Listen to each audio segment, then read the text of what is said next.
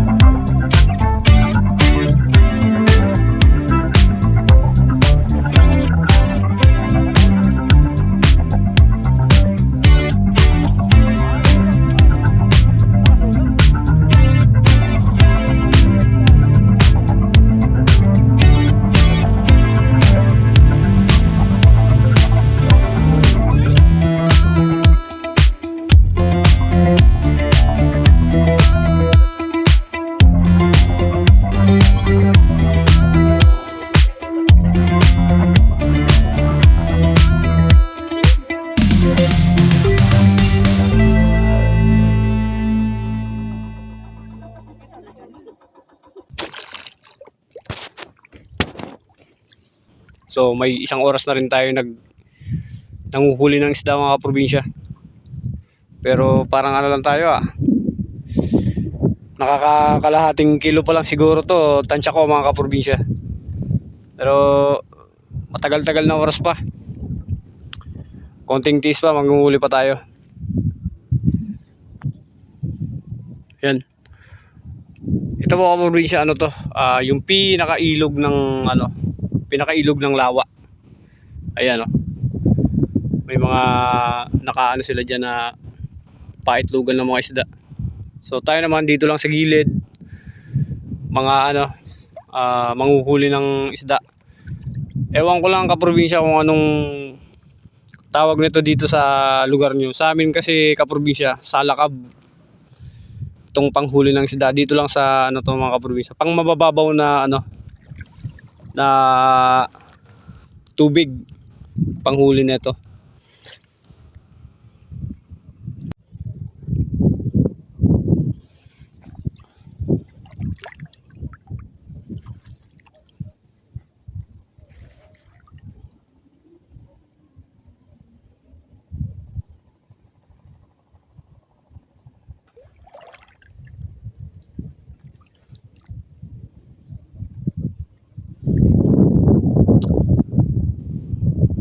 Kadalasan mga kaprobinsya dito sa medyo mababaw na tubig, hindi masyadong malalaki yung isda rito.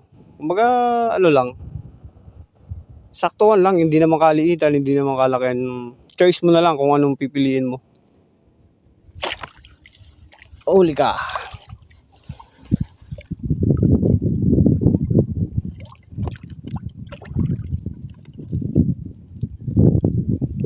Ay, maliit.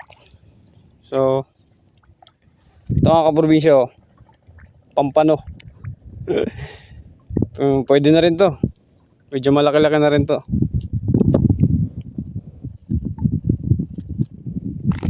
Ay, nakawala pa. Sayang.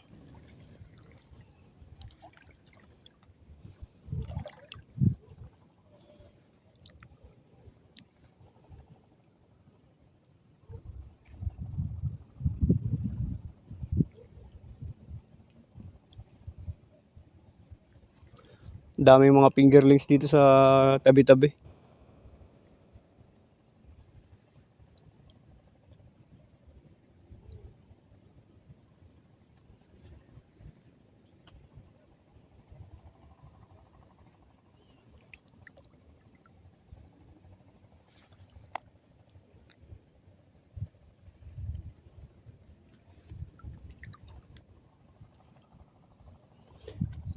Lugi tayo sa mga kasama natin, gawa nung itong flashlight natin hindi ganun kaliwanag.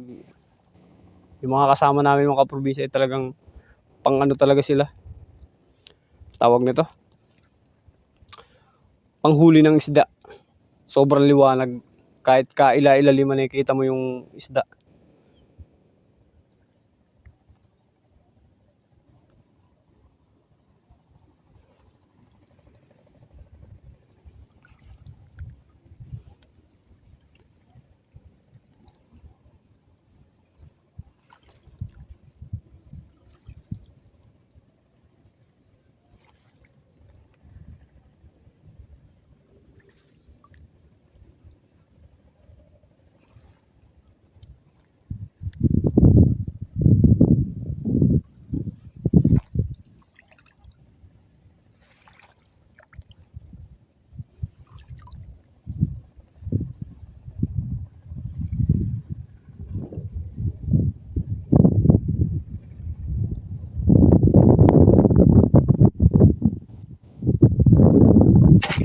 Huli ka.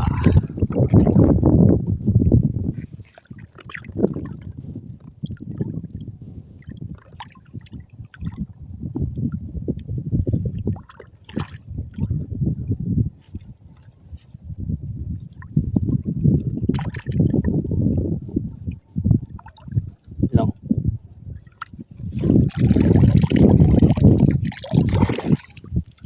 Ito kaprobinsya.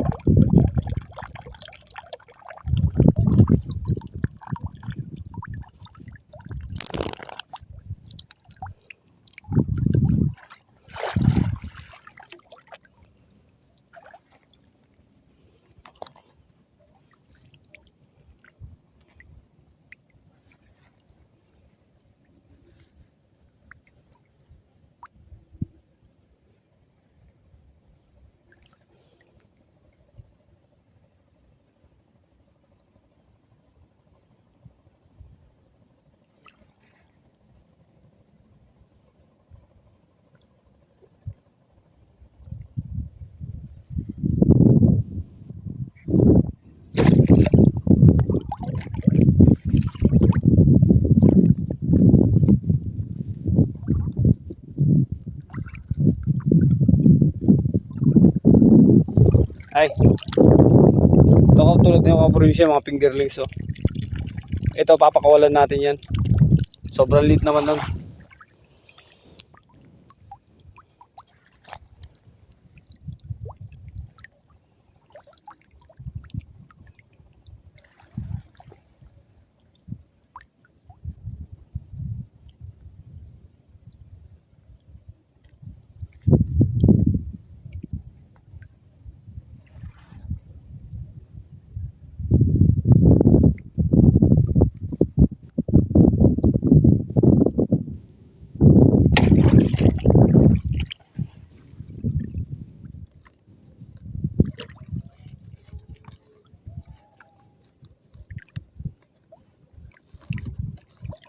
Yun lang, nakawala.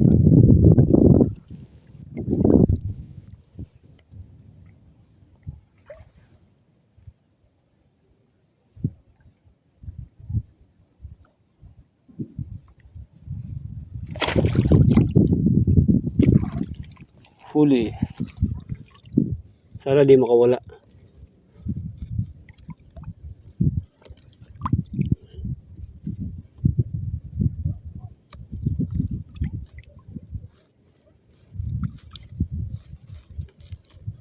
Nako, nakawala pa yata.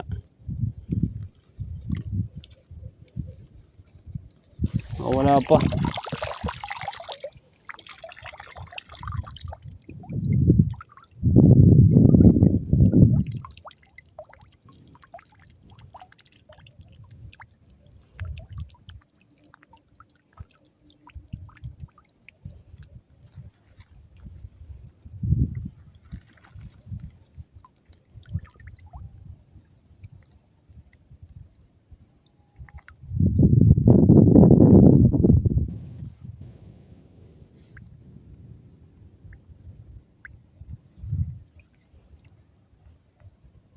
Doon naman tayo sa kabila.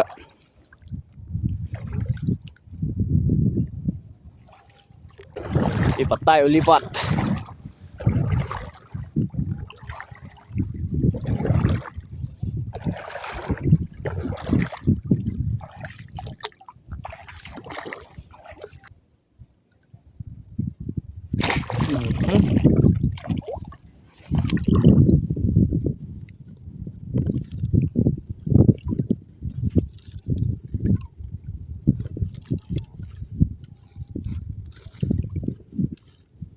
Nako, wala pa.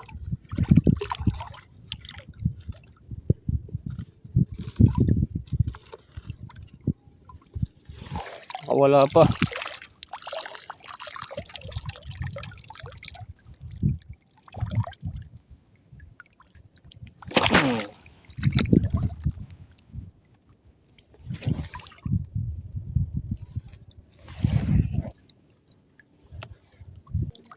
Anong tawag sa probinsya niyo, sa inyo ito mga probinsya, ang ganitong isda? Oh. Sa amin hindi kasi masyadong pinapansin to ka probinsya itong mga ganitong klase ng isda oh. Anong tawag sa inyo to? Ah, nakawala. Masyadong matatalas yung mga ano niya. Yung mga kaliskis. Tapos makakapal yung kaliskis din niya. Kahit yung mga palikpik matatalas. Kaya dito sa amin hindi masyadong pinagtutuunan ng pansin na hulihin yun.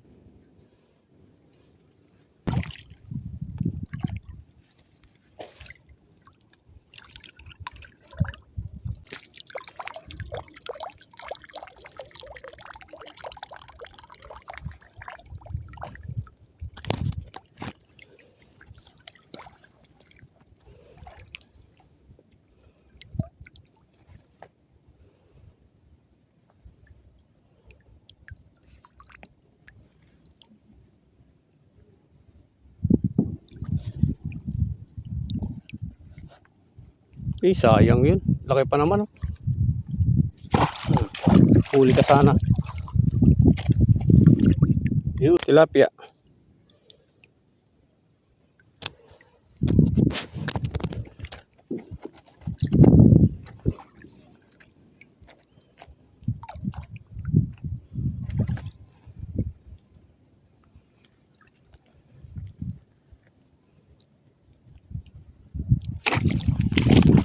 Huli ka pa. Ito tilapia sana kaprobinsya oh. Kaso masyado maliit. Pakakawalan natin yun, hindi pa ano yun. Dadami pa sila. Mga isda.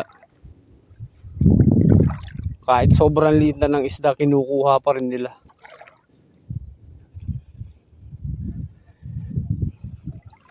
Ang magiging impact nun in the long run, halos wala nang mahuhuling isda kapag ganun lagi gagawin ng mga mangingisda. O sabihin na natin, lawak-lawak ng tubigan, lawak-lawak ng karagatan, ang daming lawa. Pero sa dami rin ng taong nangingisda na ganun ang gagawin, tagal na magtagal, halos wala nang makakukuha ng isdang malalaki. Hindi na dadami mga isda pagka ganun lagi gagawin. Kaya tayo pagka masyadong maliit, huwag nating hulihin. Marami pa namang malalaki Marami pa namang medyo malaki. Pag sobrang liit naman, huwag na nating hulihin. Laki nga po. Laki sa ano. Sayang yun ah.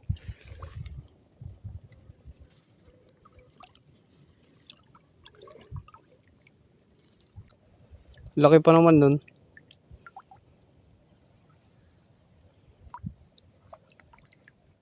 Tulad nito oh. Sobrang liit pa. Papakawalan natin yan.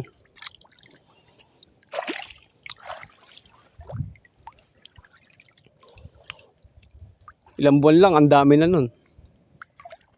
Pagka lumaki yun.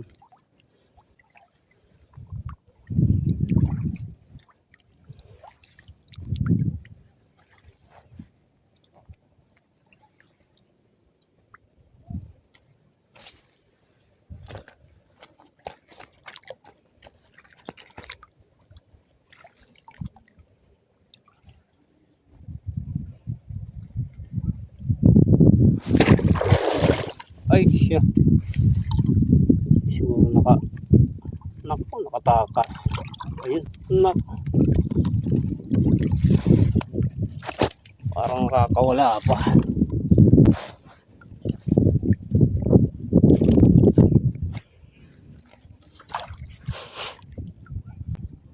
Ito ka probinsya, malaki-laki to. Huli ka, kalbon. Kitang-kita mo mga probinsya, linaw na kasi ng tubig. Kita-kita mo yung isda lumalangoy. Kakatuwa naman. Ito pa nga oh. Nakatakas.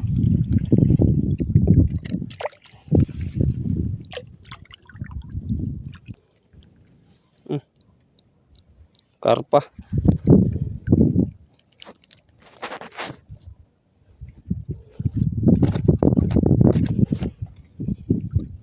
Yun oh. Malaki-laki to oh. Huli ka.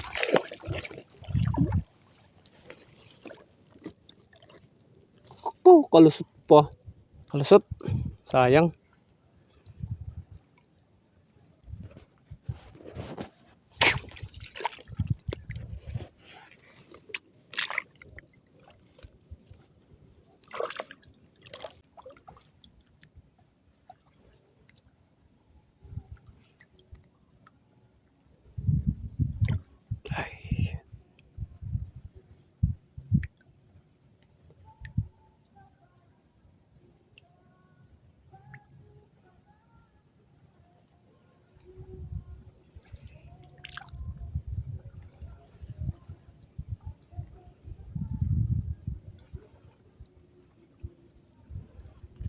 Yun yung ating service guys oh.